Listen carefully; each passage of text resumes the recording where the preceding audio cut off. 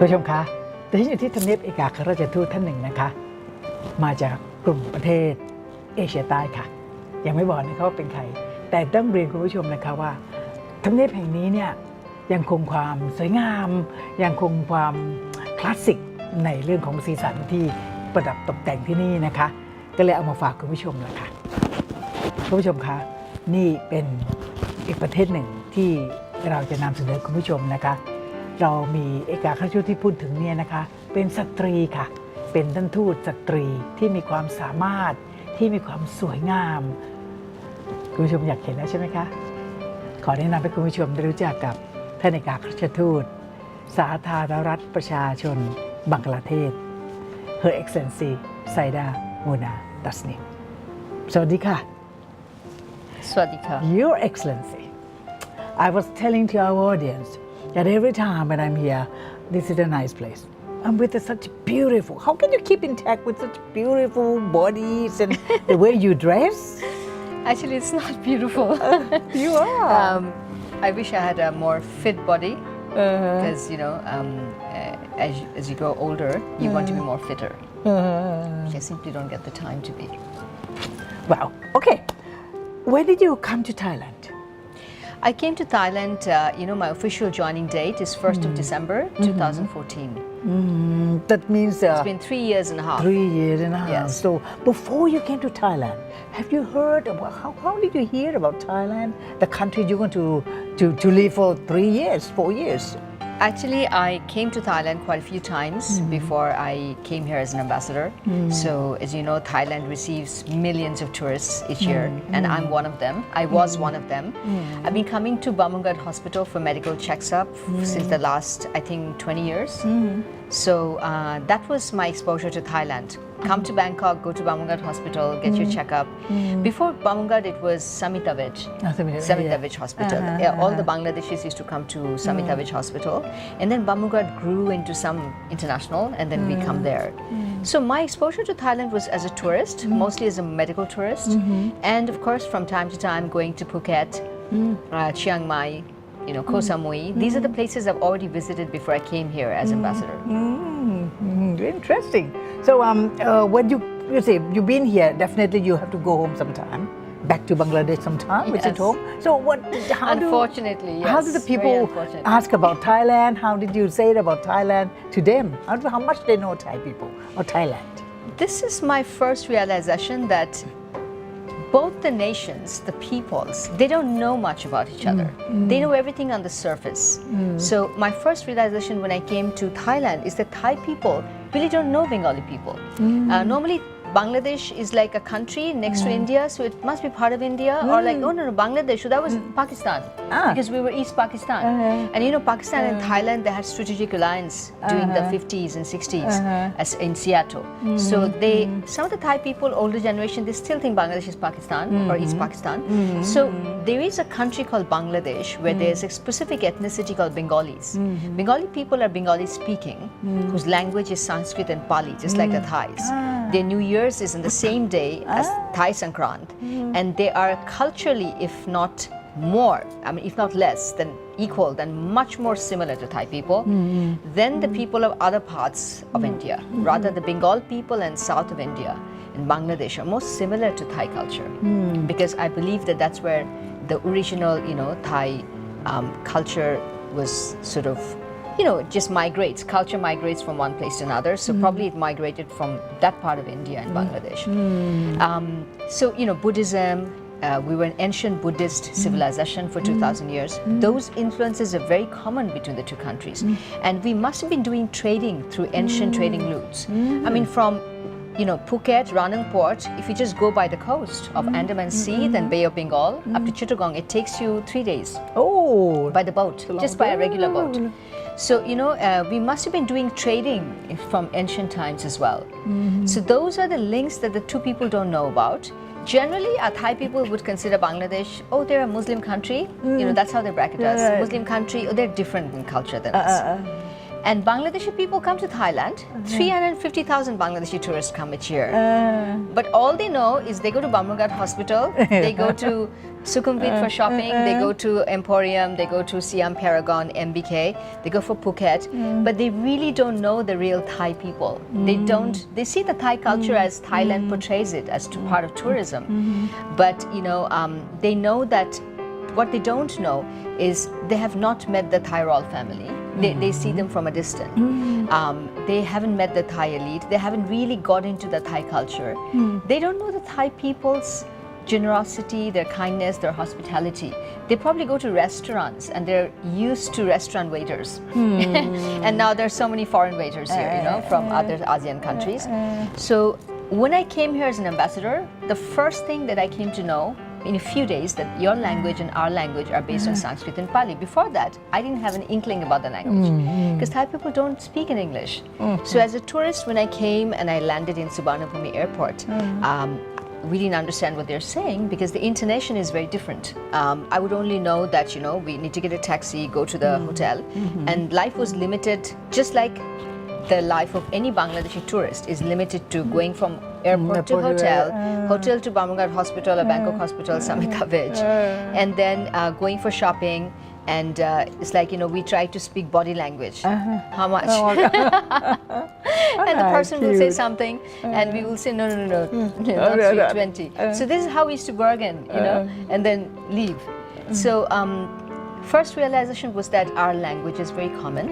And where did it come from? So I started reading Thai history. And it says that, before the Ayutthaya period and during that time, it was part of Khmer civilization. And, the Thai civilization or the Sukhothai period and those civilization is based on the Brahminism, the Hinduism and all that. Exactly. And that was all imported from India. And mostly during the, Emperor Asoka's grandfather, the Maurya dynasty. So it was imported during the Maurya period. And it continues after that. And then Asoka sent his emissaries to Thailand for Buddhism and all that. But Bangladesh was very much the part and parcel of the Asoka dynasty, the Maurya dynasty and the Asoka dynasty and then on. Only after the 12th century, Islam came to Bangladesh and, Bengal, and we started converting to Muslims. We still have 13% Hindus in Bangladesh and about 2%, 1.6% Buddhists. Interesting. So now we know about a little bit of the country, and so we at least we know how relationship is gone so prosper at that period of time. So I've noticed something on this beautiful sari. What is this actually?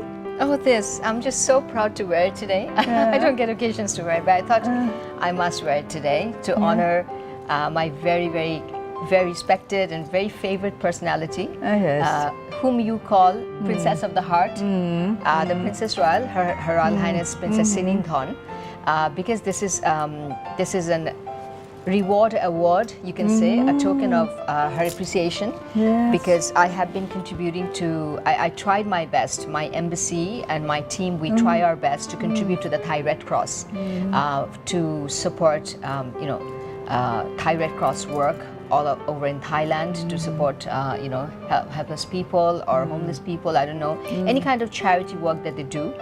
So my embassy is one of the topmost contributors for the last 3 years, and she's recognized 2 ambassadors. The other one was the Brazilian ambassador, and there are many ambassadors' spouses normally do this kind of work, but among the ambassadors we were the 2 ones who she chose to give this. In 3 years, this is what I received from her. So it's a medal, it's a royal medal in appreciation of my support to the Thai Red Cross. You deserve it. You deserve, Your Excellency. So I'm very proud to wear this. Of course, it's beautiful. Anyway.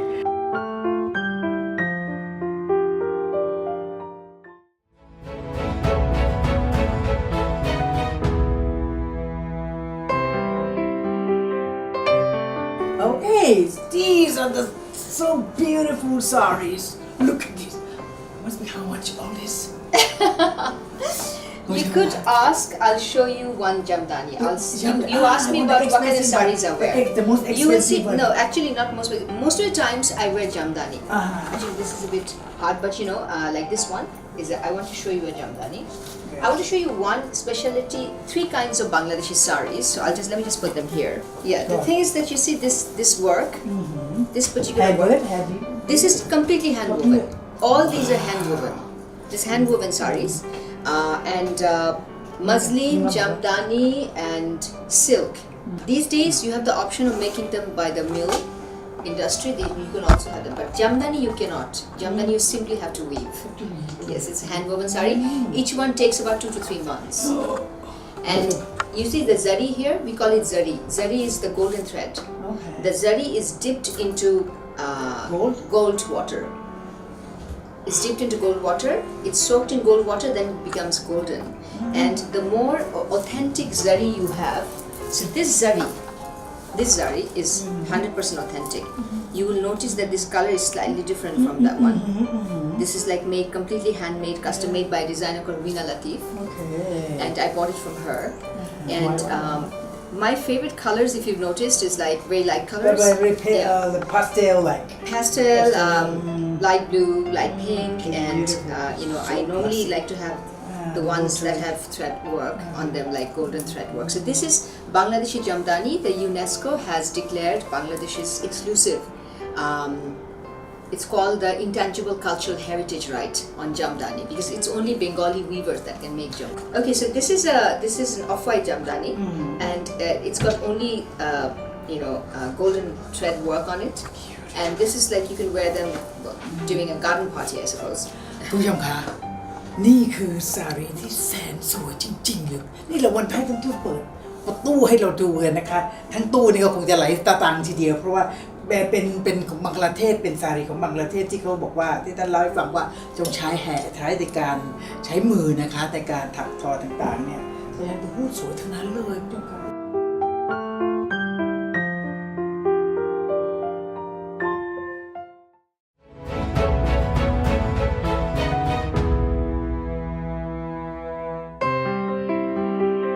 ท่านผู้ชมคะอย่างที่เรียนได้เรียนผู้ชมนะคะว่ารายการของเรานี้นอกจากจะได้เห็นชีวิตความเป็นอยู่แล้วก็ได้เห็นถึงขนบธรรมเนียมประเพณีของประเทศนั้นๆที่เราจะมาเยี่ยมเยียนกัน15ชาติด้วยกันแล้วนะคะสิ่งหนึ่งที่สำคัญมากก็คือการน้อมนำเอาทฤษฎีเศรษฐกิจพอเพียงของพระบาทสมเด็จพระเจ้าอยู่หัวรัชกาลที่9มาน้อมนำมาใช้กับนอกจากประเทศไทยแล้วอย่างในบางประเทศก็มุ่งหวังที่จะเอาไปน้อมนำในการใช้นะคะวันนี้เรามาอยู่กับเอกอัครราชทูตบังกลาเทศประจำประเทศไทยนะคะเพิ่งจะมาทราบกันนะคะว่าประเทศบังกลาเทศก็เป็นอีกหนึ่งประเทศละค่ะที่ได้น้อมนำเอาปรัชญานี้ไปใช้นะคะผมต้องถามท่านทูตนะคะว่าไปใช้อย่างไรวิธียังไงแล้วก็ชาวบังกลาเทศรู้สึกอย่างไร Your Excellency, we heard that Princess Mahajir visited the country, and is it something to do with the project of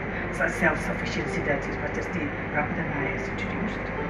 Absolutely. In fact, sufficiency economy philosophy, that part, and His Majesty late King Bhumibol is, I would say, the strongest pillar of Bangladesh-Thailand bilateral relations, binding the two countries.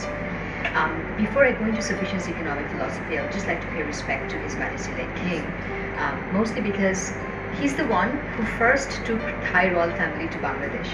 So His Majesty visited Bangladesh with Her Majesty in 1962. That was the first time. And we were part of Pakistan. So we went on a Pakistan tour. And we were East Pakistan. And East Pakistan, West Pakistan are thousands of kilometers away. But he said that he wants to go to East Pakistan, which is Bangladesh today. And he wants to visit Dhaka and Chittagong. And he went to Dhaka and Chittagong with Her Majesty and paid respect to our Sangha Nayak, Buddhist, and Buddhist Sangha Raja. And since then, His Majesty has held an affection for Bangladesh. He always follows developments in Bangladesh. He followed our political movements in the 60s and then our independence in 71 from Pakistan. And we have heard from older diplomats who served in Thailand and doing, some friends who are Thai, that His Majesty was instrumental in giving early recognition to Bangladesh right after independence. So we are extremely grateful to His Majesty late King, and I'd like to take this opportunity to reaffirm that gratefulness. Then comes the philosophy of sufficiency economy. It's a philosophy that propagates that you should not waste or disturb nature more than what you need for your survival or for your everyday survival, everyday life. So in our lifestyle, it professes that in our lifestyle, let's not harm the environment more than we need to. Let's just be self-sufficient within our own space, which is the family space. So basically, it says that a home. You mentioned Her Royal Highness Princess Sirindhorn. Her Royal Highness visited Bangladesh last year. When she went there for the first time in 2010 and 2011, immediately she opened the Sufficiency Economic Philosophy Learning Center in Dhaka. So that is her gift to Bangladesh, and from there she has chosen a number of farmers that she is teaching. Her Chai Patana Foundation is teaching them, training them how to implement the sufficiency economic philosophy within their given land that they have. So she's implementing this through in the agriculture sector. The other one is the public health sector. She's got public health sufficiency economic philosophy projects in school children. So she has chosen 2 schools in Bangladesh to profess and to teach them about sufficiency economic philosophy. She's got a agricultural learning center on sufficiency economic philosophy. And latest, when she went to Bangladesh, she introduced her 3rd royal project under the Chai Patana Foundation. This one is to do with environment. So you know that Chittagong is the port city of Bangladesh, but many people don't know that it's also the hill city of Bangladesh. So we have hills. Our hilly region is Chittagong and Chittagong Hills of the country. And I come from Chittagong, it's my hometown. So what happens is with time, all the hills, people are building houses there and they're eroding. When it's rainy season, heavy monsoon, the hillslides are happening, landslides, land erosion. So she has gifted Bangladesh with vetiver grass. Vetiver grass is a long-rooted grass that holds the soil together. Just last May, she went to Bangladesh to inaugurate her 3rd royal project under the Chai Patana Foundation, which is the Vetiver Grass Learning Center. Vetiver Grass Development Learning Center. Bangladesh also had vetiver grass, but we were not using it extensively. So now she's given us this knowledge that you can use it to plant it in the hills to prevent hill erosion. Promoted, but what makes me extremely happy that the present king, His Majesty Mahavajiralongkorn, he has done the same thing. He's just following his father's footsteps, and I'm just so grateful to His Majesty. He also, on the day 5th of December is the birthday of late king, and 2017 5th of December was the first birth anniversary after his father died. And His Majesty Mahavajiralongkorn, the king, he has honored a Bangladeshi monk, giving him a royal title. He gave 2 royal titles to 2 foreign monks. There were many local monks, but 2 foreign monks only, and 1 was from Bangladesh. So His Majesty late king and the present king, they both sent Royal Katina Buddhism to Bangladesh many years. Even last year they did. He sent. So they sent it to Bhutan. They sent it to Bangladesh. So Bangladesh is extremely fortunate and thankful to the royal family, particularly late king and also the present king, for doing this. Strengthening the Buddhist fraternity and the cultural fraternity between the 2 countries, and be extremely grateful to Her Royal Highness Princess Sirindhorn. She's loved and very much admired in Bangladesh for her philanthropy work on sufficiency economic philosophy. In hearing it, I myself overwhelmed to hear. But how about the people? How Bangladeshi people who undergone that project? Yes. How do they feel? So Her Royal Highness goes to Bangladesh. It's a big news in Bangladesh. So this time I was part and parcel of it, because it was, I would say, during my 3.5 years, one of the hallmarks of my personal satisfaction would be that I could take Her Royal Highness to Bangladesh. And during her visit, everyone in Bangladesh followed what the Thai princess did in Bangladesh, and they know that she came here for philanthropy work to open. She went to the Sufficiency Economic Learning Center, and she also went to this Vetiver Grass Development Learning Center. So this is how the common people of Bangladesh know about Thailand, through the royal family.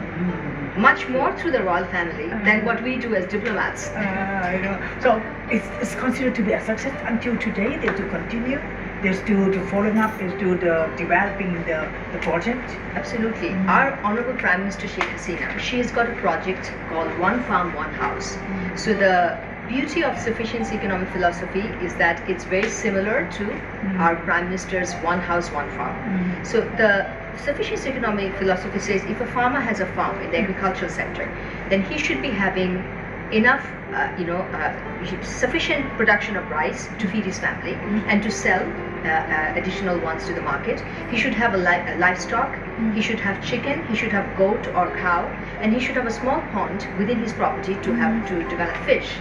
Same is professed by One House, One Farm of Bangladesh by Mr. Sheikh Hasina. And last time when Princess Singh Khan went to Bangladesh, she had a meeting with they had a bilateral meeting with our Prime Minister, and they both talked about how to help poor people, how to help farmers, how to help common people to have better fruits, better agriculture, and the farmers to have follow sufficiency economy with one house, one farm, sufficiency economy philosophy in agriculture. So they're both thinking of the people. Because we are not the ones who grow it, we just eat it on the table. But the people who grow it, to make it more easier, to make it more environment friendly, to protect the environment, not take from the environment more than you need. So definitely, it's a hallmark of our bilateral relations. คุณผู้ชมคะเราได้เดินทางมาถึงจุดสุดท้ายของการมาเยี่ยมเยือนสมเด็จเอกอัครราชทูตบังกลาเทศประจำประเทศไทยแล้วนะคะแล้วก็ได้เรียนรู้ได้ซึมซับถึงพระราชกรณียกิจถึงความที่ประเทศเหล่านี้ได้มีความสัมพันธ์กับประเทศไทยอย่างลึกซึ้งกันแล้วนะคะเราในครั้งต่อไปคุณผู้ชมคะเราจะไปประเทศไหนหมายถึงว่าเราจะไปสถานเอกอัครราชทูตใดนั้นคุณผู้ชมติดตามกันมานะคะนี่ก็คือขอบคุณนะ Thank you so much for Kapuna Makha, just want to say that Pua Mitapap TD Rawang Pratet Thai Le Pratet Bangladesh.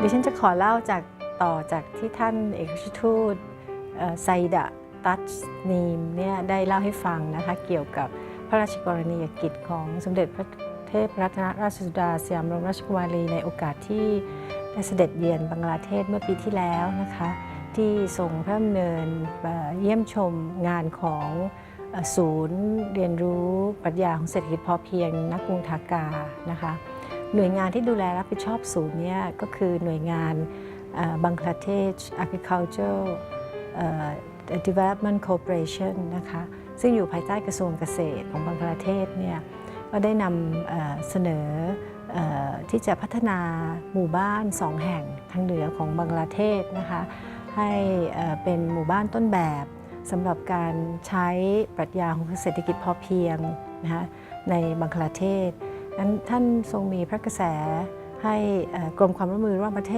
ศเป็นหน่วยงานที่ไปสำรวจและดำเนินการใน2หมู่บ้านนะคะของตามข้อเสนอดังกล่าวอันนี้ก็เป็นส่วนหนึ่งที่กรมความร่วมมือระหว่างประเทศกระทรวงต่างประเทศจะต้องดำเนินการต่อนะคะในเบื้องต้นก็คงจะต้องส่งคณะผู้เชี่ยวชาญนะคะเพื่อไปสำรวจภูมิสังคมนะคะแล้วก็กลับมาออกแบบกิจกรรมสำหรับทั้ง2หมู่บ้านตามแนวคิด3ห่วง2เงื่อนไขนะคะซึ่งก็เป็นกระบวนทัศน์ของปรัชญาของเศรษฐกิจพอเพียงค่ะและในอีกส่วนหนึ่งเนี่ยก็ยังมีทางด้านตอนใต้ของประเทศตอนกลางของประเทศนะคะก็เป็นความริเริ่มจากที่ท่านเอกอัครราชทูตไทยณกรุงทากาได้เข้าพบกับปลัดกระทรวงทางด้านพัฒนาสังคมนะคะของบังกลาเทศทางหน่วยงานที่เรียกว่า Bangladesh Center for Rural Development เนี่ยก็ได้เสนอที่จะมีโครงการความร่วมมือกับกรมความร่วมมือระหว่างประเทศอีก6หมู่บ้านนะคะในบริเวณที่เรียกว่าอำเภอโคมิล่าซึ่งเป็นบริเวณที่อยู่ระหว่างกรุงทากาและก็เมืองจิตตกองนะคะอันนี้ก็เป็นอีกจุดหนึ่งที่ทางกรมความร่วมมือระหว่างประเทศกระทรวงต่างประเทศเนี่ยจะต้องเข้าไปดำเนินการนะคะเช่นเดียวกับที่อีก2หมู่บ้านทางเหนือค่ะ